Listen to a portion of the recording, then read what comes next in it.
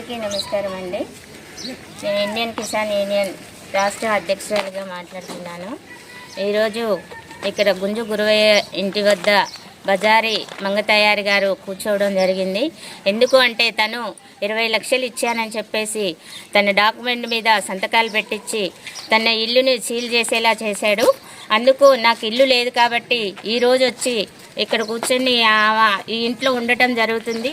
తనకు న్యాయం జరిగే వరకు మా మహిళా సంఘాలు ఇక్కడే ఉండి తన్ని ఇంట్లోకి పంపించి ఇక్కడ ఉండేలా చేస్తాము. ఎందుకు అంటే తనకి ఇల్లు లేకుండా అయిపోయింది. 20 లక్షల రూపాయలు ఇచ్చానని చెప్పేసి దొంగ డాక్యుమెంట్స్ పెట్టి బ్యాంకులో వేపించి దొంగ సంతకాలు పెట్టి అవన్నీ నాటకాలు చేశాడు. ఆ నాటకాలని గుంజు గురవయ్యని ఈ రోజుతో వదిలేది లేదు. ఆమెకి న్యాయం జరిగే వరకు ఈ మహిళా సంఘాలు తోడుగా ఉంటాయి. ఆమెకి న్యాయం జరిగే వరకు ఇక్కడే ఉంటాం. అవును, అవును.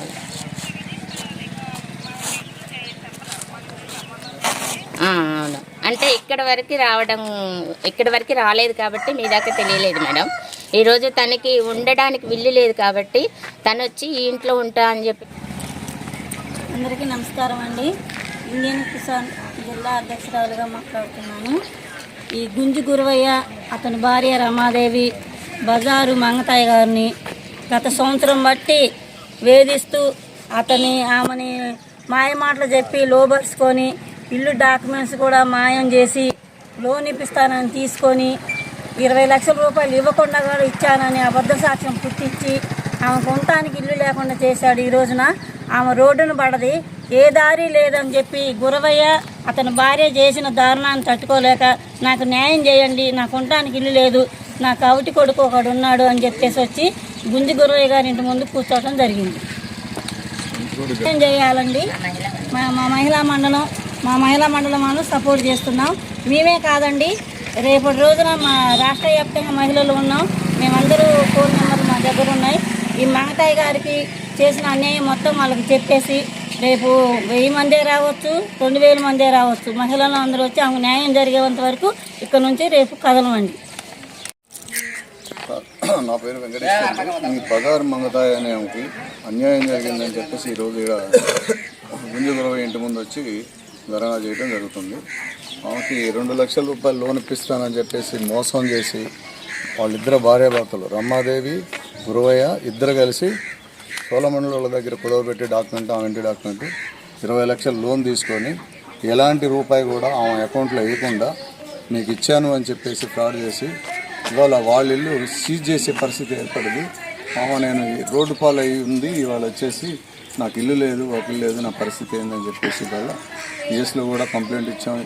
ఎస్ఐ గారికి, సిఐ గారికి అతని మీద కంప్లైంట్ 420, 354, 506 కేసులు నమోదైనాయి. కానీ ఎలాంటి స్పందన లేదు, ఎలాంటి ఆమెకి న్యాయం జరగట్లేదు. 6 నెలలు గత 8 నెలల నుంచి కూడా డాక్యుమెంట్ ఏమున్నాయన్నీ కూడా మొత్తం కూడా ఎటు ఆర్టీఐ దరఖాస్తు పెట్టేసి తీసాను. ఎన్ని వెలుగులోకి వచ్చిన తర్వాత అసలు మొత్తం కూడా ఎక్కడ కూడా ఎలాంటి రూపాయి వేయలేదు అనేది ఒక కారణం బయటపడదు. మేము న్యాయం జరిగేంత వరకు మహిళా సంఘాలు ఆర్టీఐ తరఫున వీళ్ళందరూ కూడా న్యాయం చేయడానికి సిద్ధం. నా పేరు బజారు మంగతాయి, మాది తల్లాడ.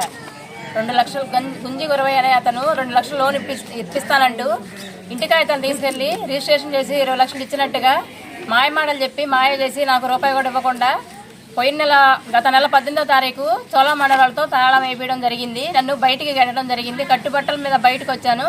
నాకు న్యాయం జరిగేంతవరకు నేను అతని ఇంటికి వచ్చి ఇంటి దగ్గర నిరాహార దీక్ష, నాకు న్యాయం జరిగేంతవరకు ఇక్కడ నుంచి వెళ్ళేది లేదు.